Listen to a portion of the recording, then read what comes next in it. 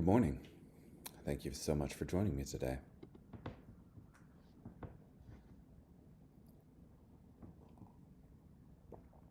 This morning we'll be in Numbers chapter 26, verses 1 through 51.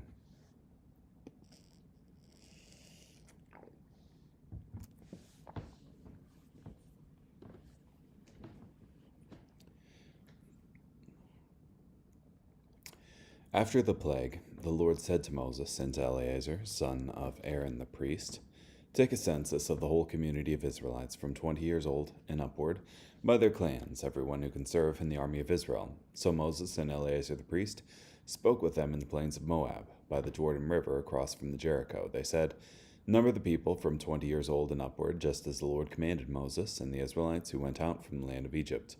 Reuben was the firstborn of Israel. The Reubenites, from Hanoch, the family of the Hanochites; from Palu, the family of the Paluites; from Hezron, the family of the Hezronites; from Carmi, the family of the Carmites. These were the families of the Reubenites, and those numbered of them were 43,730. Palu's descendant was Eliab. Eliab's descendants were Nemuel, Dathan, and Abiram. It was Dathan and Abiram, who as leaders of the community rebelled against Moses and Aaron with the followers of Korah when they rebelled against the Lord. The earth opened its mouth and swallowed them, and Korah, at the time that company, died, when the fire consumed 250 men, so they became a warning. But the descendants of Korah did not die. The Simeonites by their families, from Nemuel, the family of the Nemuelites; from Jamin, the family of the Jaminites; from Jachin, the family of the Jachinites; from Zerah, the family of the Zerahites; and from Shaul, the family of the Shaulites. These were the families of the Simeonites, 22,200. The Gadites by their families, from Zephon, the family of the Zephonites; from Haggi, the family of the Haggites; from Shuni, the family of the Shunites; from Ozni, the family of the Oznites; from Eri, the family of the Erites; from Arad, the family of the Aradites; and from Areli, the family of the Arelites. These were the families of the Gadites, according to those numbered of them, 40,500. The descendants of Judah were and Onan, but and Onan died in the land of Canaan. And the Judahites by their families were from Shelah, the family of the Shelahites; from Perez, the family of the Perizzites; and from Zerah, the family of the Zerahites. And the Perizzites were from Hezron, the family of the Hezronites; from Hamel, the family of the Hamelites. These were the families of Judah, according to those numbered of them, 76,500. The Issacharites by their families, from Tola, the family of the Tolaites; from Puah, the family of the Puhites; from Josheb, the family of the Joshebites; and from Shimron, the family of the Shimronites. These were the families of Issachar, according to those numbered of them, 64,300. The Zebulonites by their families, from Sarid, the family of the Sardites; from Elon, the family of the Elonites; from Jaleel, the family of the Jaleelites.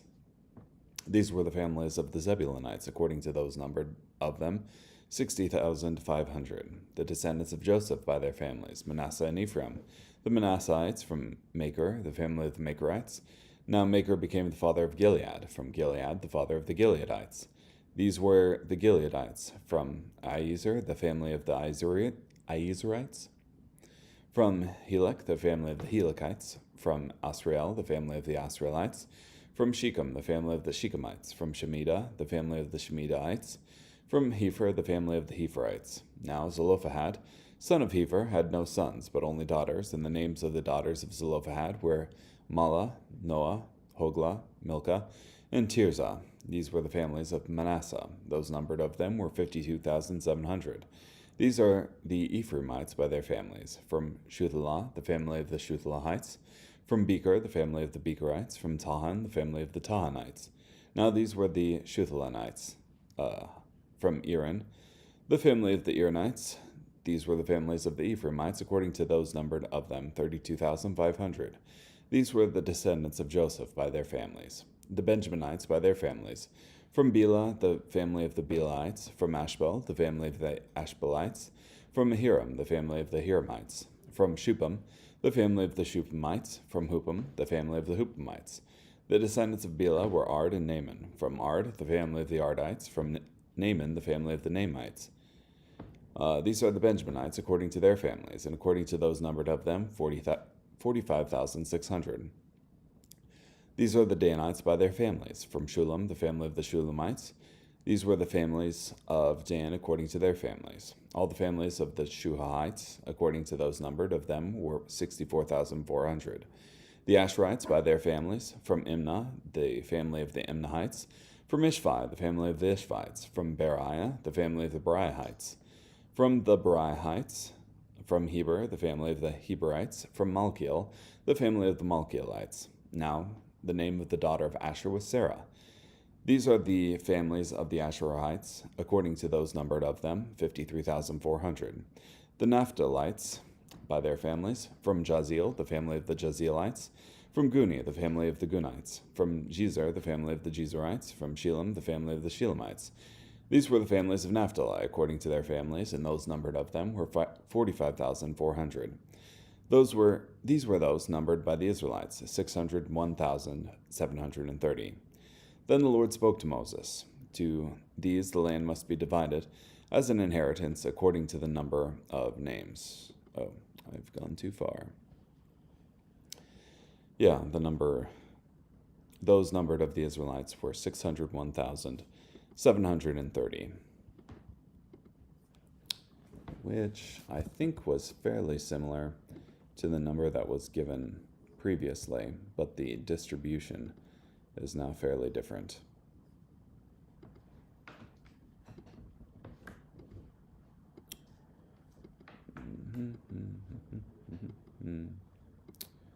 I forget where this is at, unfortunately.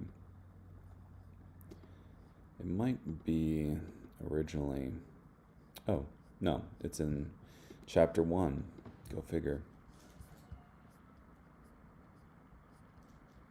Yeah, all those numbered previously totaled 603,550. So 2,000 some less than those numbered in 2651.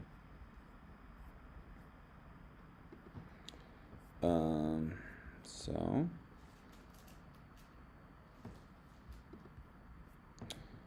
Reuben was 46,500.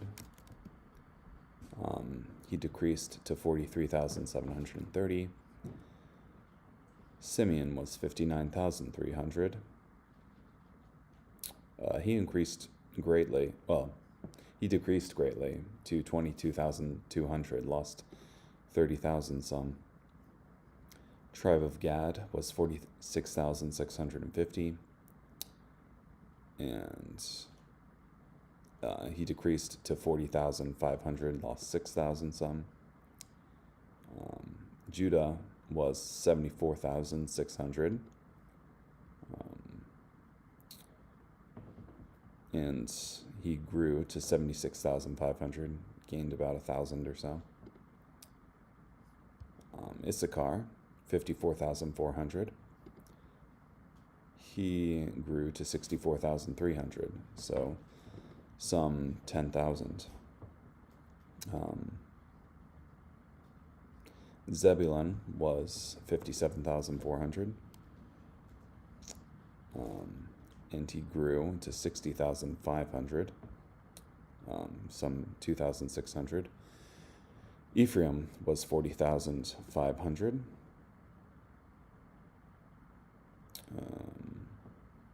They list Ephraim out of order.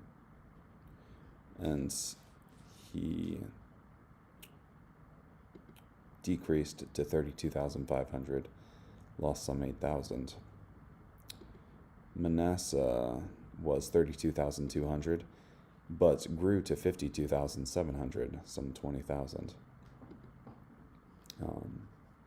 Benjamin was 35,400. And he grew to 45,600, some 10,000. Dan was 62,700. Oh, man. Where's Dan at? Oh, it's listed as the Shuhaites, 64,400. Some grew 2,000. Asher was 41,500, and grew to 53,400, some 10,000. And Naphtali was 53,400, and the Naphtalites shrunk to 45,400, lost some 8,000. So, interesting. You have a whole bunch of variation in the size of the tribes, some growing and some shrinking in size. So this is a period of 38 years in between these two censuses.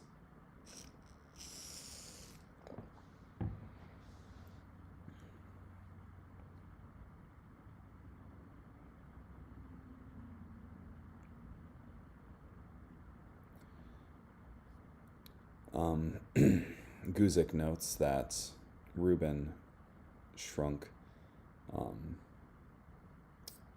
Notable in the tribe of Reuben were Dathan and Abiram, who were co-leaders with Korah in the rebellion against the Lord and Moses, described in Numbers 16.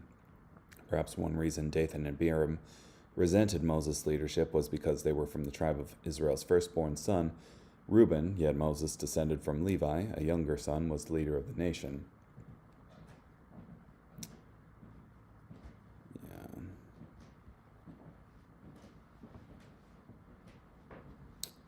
So Guzik also notes the total number of men ready for war during the wilderness stayed virtually the same over the 38-year period when the generation of unbelief died in the wilderness. The stagnation of population is reflective of Israel's spiritual state during these 38 years. We should have expected them to grow, as is normal in the course of generations.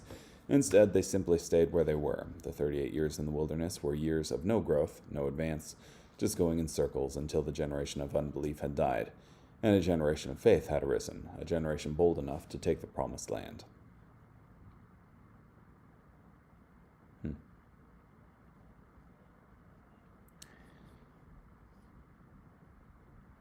Okay. Carrying on then. Luke 2, verses 36 through 52. There was also a prophetess, Anna, the daughter of Phanuel of the tribe of Asher.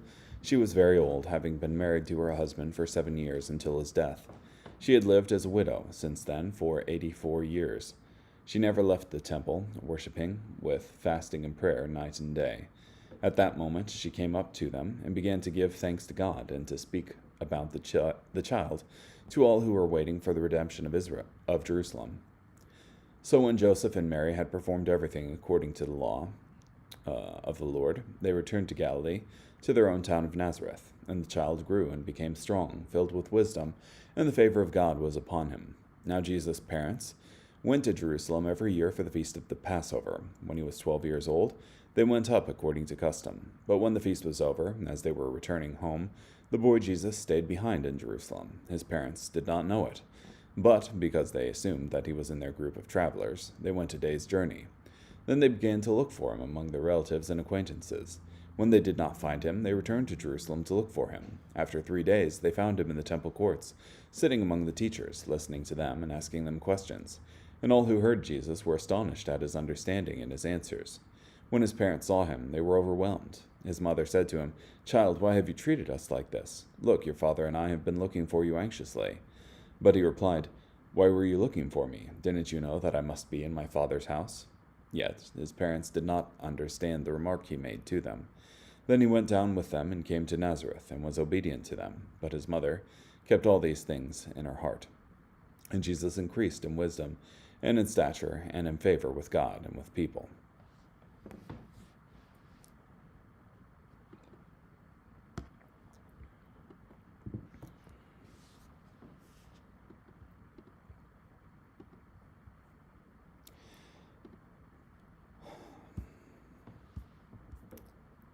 So, you have here a story as Jesus is growing up, and his parents come and visit Jerusalem for Passover. as was their custom every year. And instead of going with them, Jesus stayed behind for the final day, well, when they were supposed to head back. So they looked for him and were apart from him for like 4 days. But he ended up being in the temple complex, listening to the teachers and asking them questions. So part of my interest here is like, wow, he fended for himself for 4 days. Had to find somewhere to sleep and get things to eat. So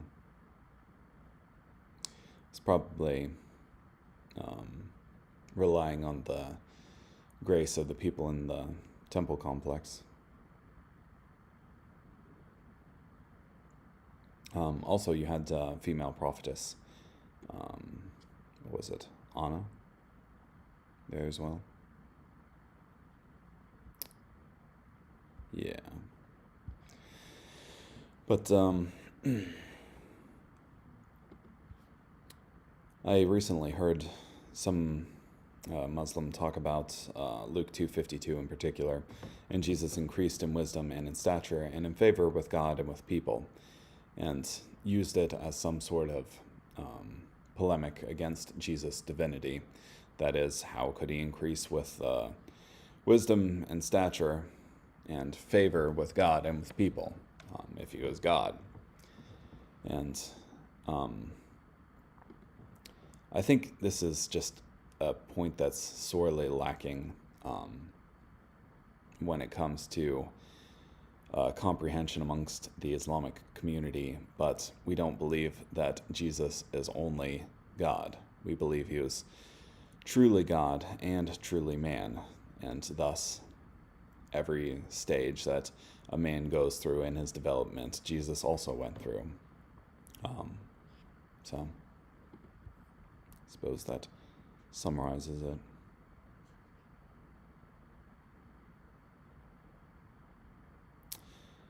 Yeah, Guzik quotes White here. The word translated favor is the same word translated grace in the rest of the New Testament, but this was not saving grace. In the pattern of grace extended to sinners, the good pleasure of God was upon him. That would be the best way to render the text.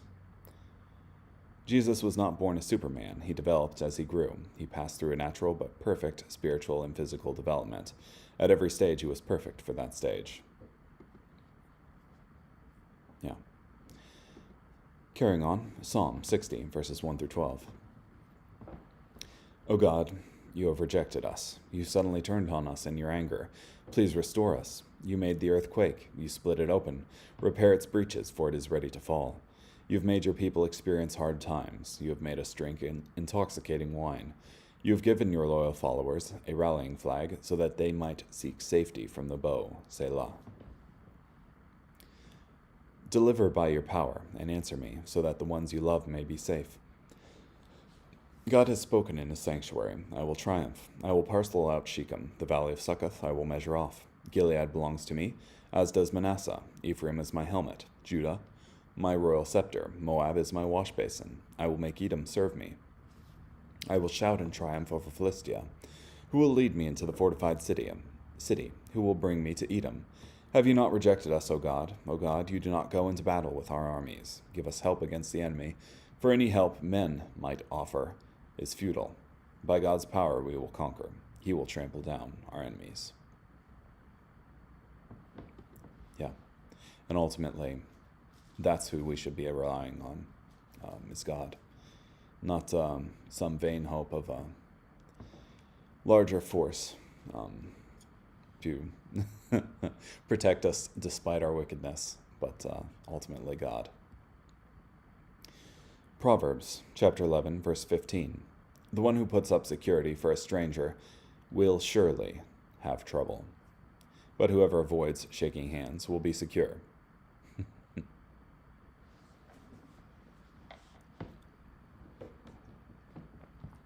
I don't think it's literally saying don't shake people's hands.